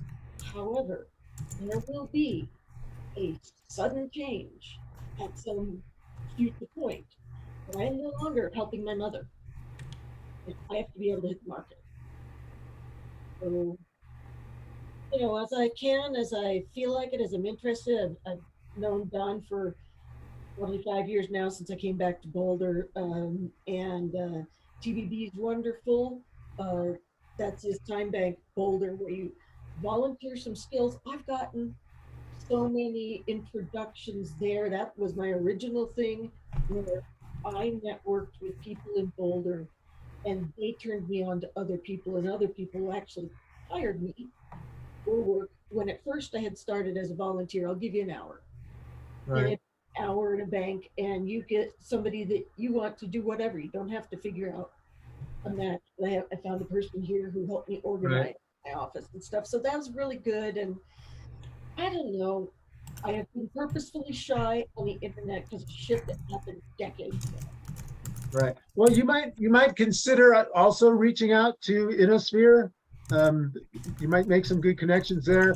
And also the Denver Startup Week. I think in one of the previous meetings was announced that they were maybe in September this year. But anyway, that's another place that you might consider investigating. They've branched. I also like factory tours. Those are an amazing way to meet people and swap cards. Okay. To get in the door. Okay. Beautiful. Yeah. Any other thoughts for Rebecca? Okay. Amy, how can we be of assistance to you? Oh, Amy, you're muted. I just want to say thank you guys for putting this together. I appreciate the continued support through the networking. As somebody who's looking for a job, it is daunting, it's overwhelming, and I appreciate the community. My past has been general manager, and I'm kind of still looking to pivot into a more specialized position so that I can kind of really utilize my specific skills in customer service and HR and administrative type things. And my longer term goal is to really get into coaching. So I'm looking at leadership coaching and business coaching and potentially even career coaching. So I'm kind of narrowing the funnel on where I'm headed towards, but I'm looking at the moment for a position to help me get to the longer term goal. My financial runway is a little bit shorter, so I'm going to need to get into a position so that I'm going to be able to work on that longer term while I'm working. So again, thank you so much for the continued support of running the networking groups through COVID and everything else. I'm sure it's been a little bit of a challenge. Cool. Yeah, no worries. Yeah, definitely, I would say, meet up with Dan, right? He's doing kind of sounds like what you want to be doing, right? So having a chat with him. Mark, yeah, I'm going to take him up on his 20-minute phone call just to really try and find out more of his story and how he got into what he's doing. More so from that angle than the specifics, but his workshop was great. This is actually the first time I've heard it of all the times I've been in these groups. So it was good to hear.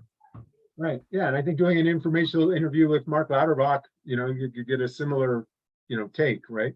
Mm-hmm. Yeah. Any other thoughts for Amy? Okay, Carol, good morning. And how can we be of assistance for you? To you, excuse me. Good morning. My name is Carol Satterley, and I am a project program coordinator, and I enjoy working in program management, working on a project or a program and contributing to getting the task done and coming in under budget and on time. I also enjoy being in a group and being able to contribute to the bottom line. So that's my little. Carol, I know you're really sort of focused on aerospace, but given your you know, the amount of time that you've been kind of in the job search game, are you sort of broadening your openness to other industries? Yes, I am. I do apply for other jobs in aerospace because like, you're right, it hasn't kind of come around the corner for me. But also then I run into a lot of times, which this drives me nuts. I run into like, they're like, well, there's a lot of aerospace around here. Why are you doing that? And there are two reasons for that. You usually have to have a clearance, and I don't have a clearance right now. And then secondly, you know, I wouldn't mind doing something else. And yes, I have applied for other industries because I think you can take your soft skills and, you know, tunnel that into helping any company, quite frankly. You just have to convince them when you're talking to them. So I definitely have been doing that because I'm getting to the point where I'm going to have to go out and get something to keep the fires burning here. And if anyone has a suggestion about that, now I'm going to go through Don's list again and see if I can find something else. And I have talked to Workforce Boulder County, and however, they, you know, their workforce, they want to help you, but they're kind of not in the business of helping you get a job. So maybe this time I need to really talk to Dan and see what he can do. But yeah, I definitely have been trying to put in a variety of applications. Now, also, Greg Lundy did introduce me to someone at Ursa Major. And I actually had an interview with one of the engineers, which went really well. But the only problem is that he may not have a position for me for the next 2 months. So, yeah. And, but it went really well. I liked him, and he was very positive. So I'm keeping my fingers crossed on that one. And that is just like right around the corner from my house. That would almost be too good to be true. So, but yeah. And I was going to say, Greg Lundy was the one that introduced me to him. I tried to introduce Greg to Brian Conan, but we haven't heard back from him. And I see that he is taking a job at Amazon. So I'm sure he is swamped. So if anyone has a person or a connection that would help Greg Lundy, L-U-N-D-I-E, he was just on, I see that he's off. That would be great, because I feel really bad. I had such a positive outcome of the connection he gave me, and I wasn't able to help him, although I'm still trying. So if that makes any sense to anyone, that would be great. Sure. One thing I would suggest, I mean, when you talk to the workforce people, if this Ursa Major, you said? Yeah. Well, no, Yeah. that was through Greg Lundy. He connected. Right. But that's where you said you had an interview, but they didn't have a position for you, right? Right. It was just a phone interview, but I'm going to keep in contact with the guy, and he's hoping that it'll come up soon. So. Right. So at Workforce, there is that internship program. Okay. Right. So if Ursa has, you know, basically, if you and Ursa are on the same wavelength, right, and they really would hire you if only they had the money, right? If you show up, Workforce may be able to provide you with money, right? So if you talk to Workforce and say, hey, Ursa would give me work, but they don't have the money to give me work, right? Then Workforce can give you the money, right? It's government money. It's a government paid internship program, right? So you can go back to Ursa and say, hey, right, you got stuff that needs doing. You just don't have the budget, right? I'll show up with my own money, right? You just give me an office, give me a computer, right? Wow. You got stuff that needs doing. I've got hands, you know, I've got able and willing hands to do the stuff that you need doing, and I can pay myself, right? Because I've got funding from the Workforce Center, right? Well, I'll check and see if they will do it that way. But I thought most of what Workforce was doing for funding was education. I'm not sure. There is an internship. It's called an internship program. Okay. Yeah. I have another suggestion for you, Carol. Okay, great. One is, you may not be the one to help your other friend, but you might know the one, like the way you're connecting here. So try to let that get off of you because what you're doing is perfect. The other way is departments. Like get into the company you want in some side thing, then work your way, transfer from within. Okay. It's an idea. I have a son-in-law that got an internship through the city, and he's been working with them. However, they only offer 20 hours a week, but he is so happy with them. And I think he's going to stick around long enough to, when the position does come open and they have the funds, that I believe everybody likes him. So I think he's going to, be offered a position, I hope. But that's, sometimes you have to settle for the lesser hours, which he did. And that's an internship. Great. These are all great suggestions. I'll look into them. Yeah, I would definitely do it. I mean, obviously I would love to have 40 hours a week, but if I can do 20 hours, that's definitely going to help. Yeah, I mean, the thing is, once you're in the door, right, and once they get to know you and fall in love with you, then, right, even when the internship money runs out, well, now they're in love with you, right? So they will find a way to hang on to you, right? Yeah. So Correct. anyway. That's exactly what happened to the guy that he took over for, my son-in-law. He took over for another guy that actually got hired full-time. And they just absolutely love my son-in-law. So I just have no doubt, unless he doesn't want the job. And the pay is not bad. It's up way, it's surprising for the 20 hours. Yeah. Yeah. So just it's the thought I'd heroin- mention that. It's the heroin pusher model, right? Give them a little bit, get them hooked on you, and then boom, right? Then they can't live without you, right? So anyway, any other thoughts for Carol? All right, Kathy, how can we be of assistance to you? I guess I'm making a little bit of traction with local banks in Boulder. My name is Kathy Burgert. I am a CFA MBA type, and I'm a lender, and I was a Wall Street stock analyst. I'm looking at all banking opportunities, hopefully around Boulder, and also credit analyst opportunities. I'm hooked on a position. I found one at Janus and I applied for it yesterday. So keeping my fingers crossed there, and also S&P Global. So if anybody knows anyone at either of those companies, I'd love to chat just to get a background on the company and see where I would fit possibly. Okay, any other thoughts, or excuse me, any thoughts for Kathy? Okay, well, if anyone has thoughts, Kathy, you're in the sign-up sheet? Yes, I am. Thanks, Trent.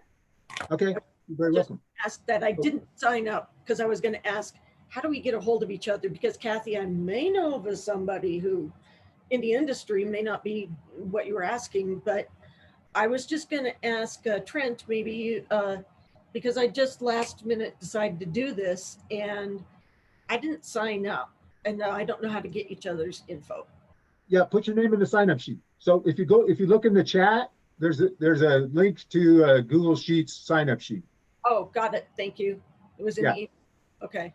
Yeah. So Thank yeah, you, Becca. I apologize. Yeah, I'll look in check the on the on LinkedIn also and try and find you there. yeah. So definitely, everyone connect to everyone in LinkedIn, and that way that will also facilitate. Although as we all know, the messaging functionality in LinkedIn is pretty poor. But if you sign up on the sign up sheet that's listed in the chat, that really facilitates. And Angie Layton, good morning. Welcome. I think you may be a first time attendee to BoulderNet. And how can we be assistance to you? Welcome. Right now I'm just kind of trying to see what y'all are doing. Working on opening a restaurant in Lyons at this point, but just mired in legal problems with some people who are asserting an interest in this property, even though they have contributed zero money and are refusing to pay any money to expenses or anything else. But hopefully we will prevail in the next couple of weeks and see what the courts do. But I just thought to participate just to see what was going on, and I thanks for the invitation. Okay, well, you're very welcome. Yeah, we'll come on back for future meetings. And yeah, and like I said, get your name in the sign-up sheet, reach out to any of us as a follow-on, and yeah, any thoughts for Angie? Yeah, what kind of restaurant? Hopefully we're going to do breakfast, lunch, and dinner, but mostly breakfast because there isn't really a lot of opportunities for breakfast. We had hoped to open before the diner bar got open, but just haven't managed to be able to do that yet. So. Angie, Thank this you. is Don Parcher. Are you the Angie Layton of Louisville? Yep. Hi, Don. It's nice to Hi. see you. Yeah, we met a while back. I assume you've dealt with the Small Business Development Center and all that. Well, our problem is that we're not actually operating a business yet and hadn't been operating a business before all this mess happened. So until we actually get our business open, it's a little premature to go chat with people about things. Although we're actually at a point where we've done everything logistically to get the business open. It's just a matter of getting the permission to get in there. And I applied for our business license last Thursday, and we were going to have our inspection that afternoon, and then all this legal stuff came up. So a little frustrating, but you know what? Hopefully we'll soldier through it. And then there's the Boulder Chamber. Is that city or is that county? So the Boulder The city Chamber is Lions, mostly right? just the city, and Lions has a chamber of commerce, but it's like got only 6 people in it because basically Lions doesn't really have much in the way of commerce going on, and the downtown is literally just 1 block long. Once the hotel, if it ever gets built, then there may be some more exciting things going on in Lions. But right now there's about 4 retail shops. The retail shop that is renting the front of our building has just given notice that they're going to leave. And so there's going to be 2 retail shops and a bunch of real estate agents and 1 or 2 pizza places. And that's it on the entire Main Street. Okay, well, good luck. Thank you. Cool. Any other thoughts for Angie? And I don't believe I've missed anyone, but any other thoughts or any other asks or questions, et cetera. Nope, I suppose when we finally get open, we will make an invitation for all of you to come up and have dinner, lunch, or breakfast. But until then, we're just kind of on hold. Okay, cool. Well, should we call the meeting? Yeah, and maybe we could whoever's available could stick around for a couple of minutes. We do an organizer thing, talk about organizing BoulderNet. Everyone's welcome. And yeah, anything else? No. Well, and Don, so Okay. Ariel was on earlier, but she has signed off. Do you want to speak to what we're doing 2 weeks from now? May I just Yeah. interject one thing? I'm Go trying ahead, to Rebecca, please. on the spreadsheet, and I was having a little bit of difficulty. It's sliding around. Maybe multiple people are working on it. Mari looks like some of her information got stripped or is coming back in there. I don't know. I was trying to fill in beneath. So just letting you know, I'm having a little trouble. Maybe other people are, and I'll try again. Maybe it's a bonking. Thank you. Okay, yeah. So we'll talk organizing here, I think, in a second.